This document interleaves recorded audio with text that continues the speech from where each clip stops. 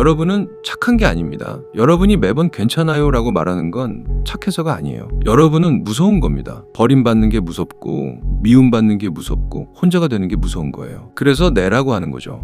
이건 도덕이 아니라 생존 본능입니다. 그런데 이상한 일이 벌어져요. 착하게 굴수록 속에서는 뭔가가 끌어올라요. 처음에는 작은 불편함이에요. 왜 맨날 나만 이 생각이 스쳐 지나가요. 하지만 곧 털어내죠. 아니야. 내가 이기적으로 생각하는 거야. 그런데 심리학자들이 착한 아이 콤플렉스를 가진 사람들을 상담하면서 발견한 게 있어요. 겉으로는 괜찮아요. 좋은 사람들이에요 라고 말하지만 내면에는 거대한 분노 덩어리가 있다는 거예요. 이 분노를 겉으로 드러내지 못하니까 안으로 골마요. 그게 우울증이 되고 불면증이 되고 원인 모를 두통이 됩니다. 의사는 별 이상이 없다고 하는데 당신은 아파요. 왜냐하면 당신의 몸이 먼저 신호를 보내고 있거든요. 이제 그만 좀 참아. 여기 더 불편한 진실이 있어요. 당신 주변 사람들, 그들도 알아요. 당신이 진심으로 그러는 게 아니라는 걸요. 친구가 돈을 빌려달라고 했을 때 당신은 웃으며 지갑을 꺼낼 거예요. 하지만 그 웃음이 진짜가 아니라는 걸 상대방도 느낍니다. 눈빛이 다르고 목소리 톤이 미묘하게 떨리거든요. 그래서 이상한 일이 벌어져요. 당신이 친절하게 굴수록 사람들은 오히려 불편해해요. 당신과 있으면 왠지 모를 죄책감이 들고 빚진 것 같고 뭔가 무거운 기운이 느껴져요. 진심이 아닌 호의는 호의가 아니라 거래예요. 겉으로는 괜찮아 라고 하지만 속으로는 장부를 쓰고 있는 거예요. 내가 이만큼 해줬으니까 너도 나한테 이만큼은 해줘야 해. 하지만 상대방은 그 거래에 동의한 적이 없어요. 당신이 일방적으로 만든 계약이죠. 그래서 상대방이 그만큼 돌려주지 않으면 배신당한 기분이 들고 억울하고 화가 나요. 정말 착한 사람은 이렇지 않아요. 진짜 착한 사람은 주고 나서 잊어버려요. 상대방이 뭘 돌려줄지 기대하지 않아요. 왜냐하면 진심으로 주고 싶어서 준 거니까요. 그렇다면 착한 아이 콤플렉스를 가진 사람들은 왜 이렇게 된 걸까요? 상상해보세요. 당신이 7살이었을 때로요. 그날 당신은 새로 산 장난감을 가지고 놀고 있었어요.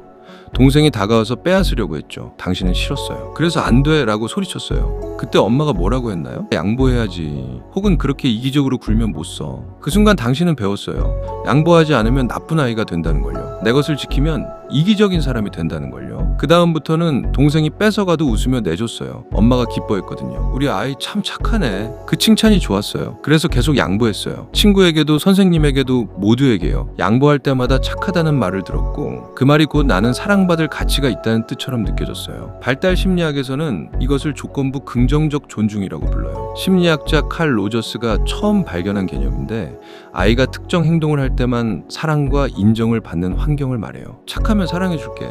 말 잘 들으면 엄마가 기뻐해. 문제는 아이의 뇌가 이것을 이렇게 해석한다는 거예요. 나라는 존재 자체로는 사랑받을 수 없구나. 뭔가를 해야만 사랑받을 수 있구나. 더 무서운 건 이 학습이 뇌 깊은 곳에 각인된다는 거예요. 신경과학자들이 뇌를 찍어보니 거절하려고 할 때 활성화되는 영역이 있어요. 바로 편도체예요. 이건 위험을 감지하는 부위거든요. 곰을 만났을 때 벼랑 끝에 섰을 때 활성화되는 그곳이요. 당신의 뇌는 아니오 라고 말하는 것을 생존의 위협으로 인식하고 있어요. 그래서 거절하려고 하면 심장이 빨리 뛰고 손에 땀이 나고 목소리가 떨려요. 이건 의지의 문제가 아니에요. 뇌의 자동 반응이에요. 그래서 당신은 멈출 수가 없어요. 계속 뭔가를 해줘야 해요. 멈추는 순간 사랑이 사라질 것 같으니까요.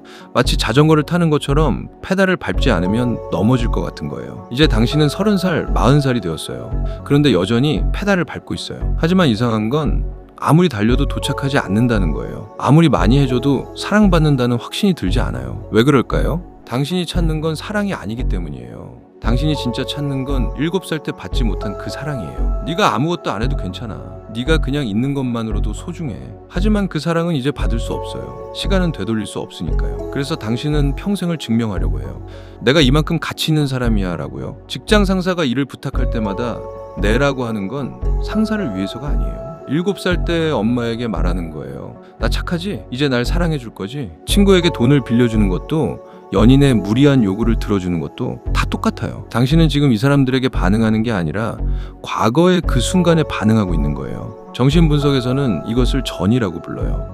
과거의 중요한 관계에서 경험한 감정 패턴을 현재의 관계에 무의식적으로 반복하는 거죠. 프로이트가 발견한 개념인데 100년이 지난 지금도 여전히 우리를 지배하고 있어요. 더 잔인한 진실이 있어요. 당신이 아무리 착하게 굴어도 당신을 이용하는 사람들은 절대 당신을 사랑하지 않아요. 왜냐하면 그들이 좋아하는 건 당신이 아니라 당신이 해주는 것이기 때문이에요. 행동 경제학자들이 발견한 흥미로운 현상이 있어요. 사람들에게 무료로 뭔가를 계속 제공하면 어떻게 될까요? 처음에는 고마워해요. 그런데 시간이 지나면서 그것을 당연하게 여기기 시작해요. 이것을 기준점 이동이라고 불러요. 당신이 계속 내라고 하면 사람들의 뇌는 그것을 새로운 기준점으로 설정해버려요. 그래서 당신이 한번 거절하면 그들은 배신당했다고 느껴요. 평소에는 안 그랬는데 왜 갑자기 그래? 생각해보세요. 만약 내일부터 당신이 안 돼라고 말하기 시작하면 어떻게 될까요? 진짜 당신을 사랑하는 사람은 옆에 남아있을 거예요. 하지만 당신을 이용하던 사람들은 떠날 거예요. 그리고 그게 좋은 일이에요. 왜냐하면 그들이 떠나야 진짜 사람들이 들어올 공간이 생기니까요. 여기서 핵심 질문이 나와요. 그렇다면 어떻게 바뀔 수 있을까요? 첫 번째, 당신의 분노를 인정하세요. 나는 화가 났어. 억울해. 이렇게 말하는 것부터 시작이에요. 많은 사람들이 이것조차 못해요. 아니야, 나는 화낼 자격이 없어. 나는 착한 사람이니까. 하지만 분노는 나쁜 감정이 아니에요. 분노는 당신의 경계가 침범당하고 있다는 신호예요. 심리학에서는 이것을 감정의 지혜라고 불러요. 모든 감정에는 메시지가 있어요. 두려움은 조심해라고 말하고, 슬픔은 뭔가를 잃었어라고 말하고, 분노는 경계를 지켜라고 말해요. 이 신호를 무시하는 건 차의 경고등을 무시하는 것과 같아요. 두 번째, 작은 거절부터 연습하세요. 거창하게 시작할 필요 없어요. 카페에서요. 친구가 아메리카노 어때? 라고 물으면 정말 바닐라 라떼가 마시고 싶으면 나는 바닐라 라떼 마실래 라고 말해보세요. 처음에는 입이 안 떨어져요. 목에 뭔가 걸린 것 같고 심장이 빨리 뛰어요. 이건 정상이에요. 당신의 편도체가 위험해 라고 경보를 울리는 거거든요. 하지만 말하고 나면 신기한 일이 벌어져요. 친구는 그래? 그럼 그거 마셔라고 말하고 끝이에요. 화내지 않아요. 떠나지 않아요. 아무 일도 일어나지 않아요. 그 경험이 쌓이면 뇌가 재학습을 시작해요. 신경과학에서는 이것을 신경가소성이라고 불러요. 뇌는 평생 변할 수 있어요. 오래된 회로를 끊고 새로운 회로를 만들 수 있죠.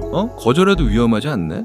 이 경험이 반복되면 편도체의 반응이 점점 약해져요. 세 번째, 그리고 이게 가장 중요한데요. 당신의 가치는 당신이 무엇을 하느냐로 결정되지 않아요. 당신은 일을 안 해줘도 가치 있어요. 돈을 안 빌려줘도 가치 있어요. 착하게 굴지 않아도 가치 있어요. 왜냐하면 당신의 가치는 존재 자체에 있으니까요. 이게 이해하기 어려운 개념이에요. 왜냐하면 평생을 뭔가를 해야만 가치 있다고 배워왔으니까요. 하지만 이것만은 믿으세요. 아기를 보세요.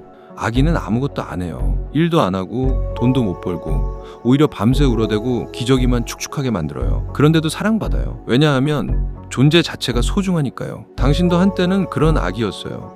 그때는 아무것도 안 해도 사랑받았어요. 그 권리를 언제 잃어버린 건가요? 누가 당신에게서 그걸 빼앗아 간 건가요? 이제 되찾을 시간이에요. 오늘부터 연습해 보세요.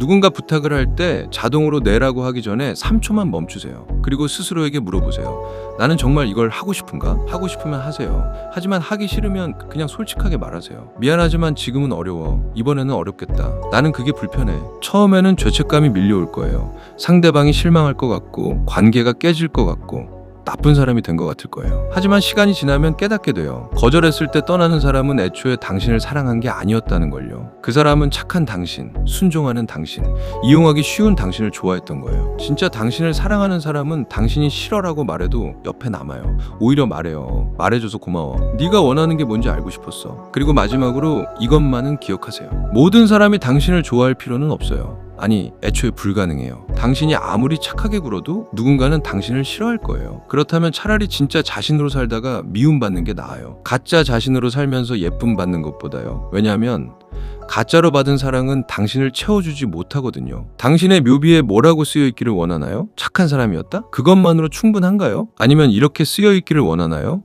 자신답게 산 사람. 선택은 당신의 것입니다. 그리고 그 선택은 오늘 시작됩니다.